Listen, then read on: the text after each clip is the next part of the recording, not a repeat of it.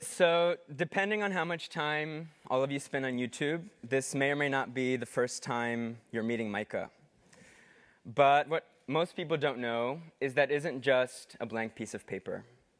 It's actually one of the many rejection letters Micah's dad received from potential employers.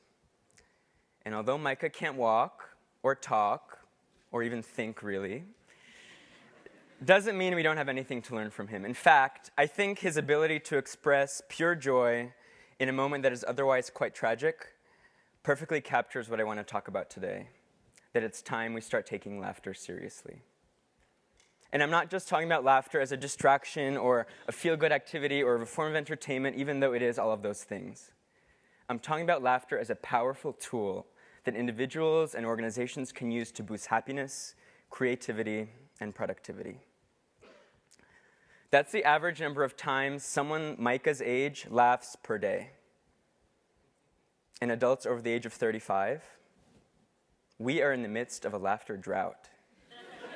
And nowhere is this more apparent than in the world of business. Although we are somewhat spoiled here in Silicon Valley, the reality of corporate America is still very much that of rows and rows of off-white cubicles, silent, except for the mindless clacking of typing or the sputtering of an espresso machine, if we're lucky. We are more tired, more stressed, more miserable than ever before. Half of us at any given time are unhappy with our current jobs. And this isn't just a touchy-feely issue. Our disengagement costs the US economy $350 billion in lost productivity. Something happens to us when we start working. We start seeing work as this thing that depletes our energy and our happiness that we then need to replenish on the weekends or during vacation. But even in my very, very young career, I've seen the power of turning this thinking on its head. When I'm in a meeting or a brainstorming session or trying to survive a group project nightmare, and people are laughing and enjoying themselves and losing track of time and still producing good work, there is no better feeling and no greater validation that I'm doing exactly what I'm supposed to be doing. Now, it's foolish to think that any one approach or solution is going to re-engage the entire workforce and close that $350 billion gap. But I also think there are small steps we can take as individuals and teams to begin chipping away at the problem. And as someone who measures the success of a day, and in many ways the success of my life in laughs, laughter is for me a natural place to start. Think about the last time you had a really good laugh. And I mean a real laugh. Not a giggle or a chuckle or those times you say that was funny but didn't really mean anything. I'm talking about a laugh that made you cry, that made the muscles in your stomach hurt, where for a few moments you lost complete control of your body and your mind was completely clear. Didn't it feel so good?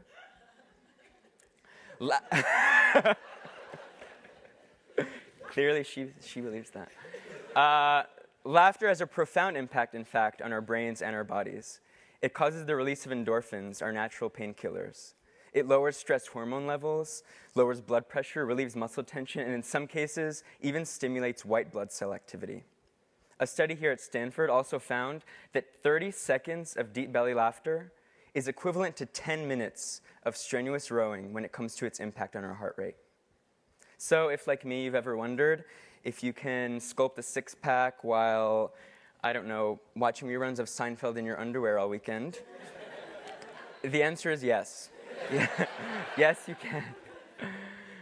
But beyond its impact on our bloodstream and our brainstem, laughter impacts how we think, feel, and behave that should make anyone at work take note. Another study out of Wharton found that individuals primed to laugh before a complex task exhibit not only more flexible, creative decision-making, but also greater analytical precision. Laughter truly engages the whole brain. And even when this laughter is forced, when the people were literally forced to recreate the muscle movements and breath patterns associated with laughter, they became more optimistic, had greater perceptions of self-efficacy, and felt more connection to their social groups. and these effects remain 90 days after the forced laughter occurs.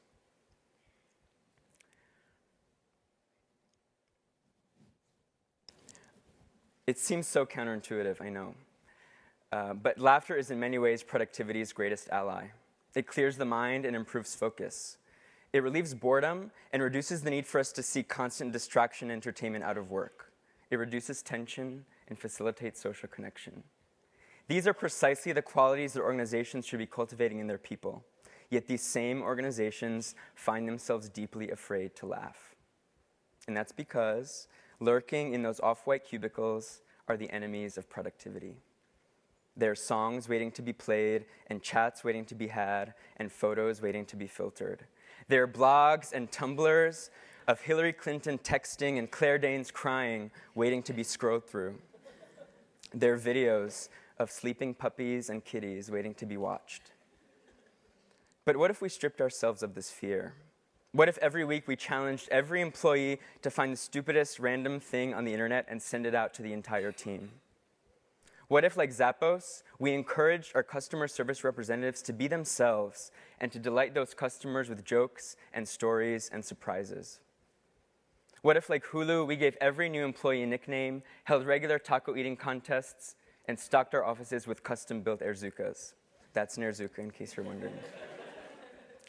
What if, like IBM or Yahoo, we didn't number our meeting rooms, but instead asked our colleagues to meet us in Men at Work, or Kajagoogoo, or MC Hammer? Or what if, like Southwest Airlines, we allowed our stock symbol to say something a little bit more about ourselves as a company? I know for many of you in this room, these aren't groundbreaking, and they may even be played out, but for many companies in this country and all over the world, these would be huge steps forward. And note that incorporating laughter and humor into the workplace knows no bounds of industry or size or geography. And notice that it doesn't necessarily mean turning your office into a circus. It's about doing it in a way that feels right and authentic to what you and your company stand for, and finding that place where laughter and productivity converge to create magic. For some of you, that may mean having silly putty and slinkies and magnetic poetry laying around your cubicles. For others, it may mean holding regular office retreats and offsites with your team. For others, it may mean rotating funny quotes in your email signature or holding meetings where people are only allowed to communicate in pictures and gestures. Whatever it is, find it, try it, make it a routine, make it a tradition, and let laughter in. If and when we do, I think we and the communities and organizations we inhabit will be happier, more creative, and more productive. When you leave here today, think about what laughter might look like on your team, in your company, in your life. How will you communicate differently, spend your time differently, recruit and hire people differently so that laughter and humor become an organic part of your culture? And outside of work, ask yourself, am I laughing enough? Am I giving others around me the freedom to laugh? And am I intentionally seeking out opportunities to find wonder and humor in my everyday life, the way Micah does when he's ripping apart a stupid piece of paper? And when it does strike, when you have that perfect moment of clarity that comes with a good laugh, please don't be so quick to forget where you were and who was there and how good it felt. Thank you so much.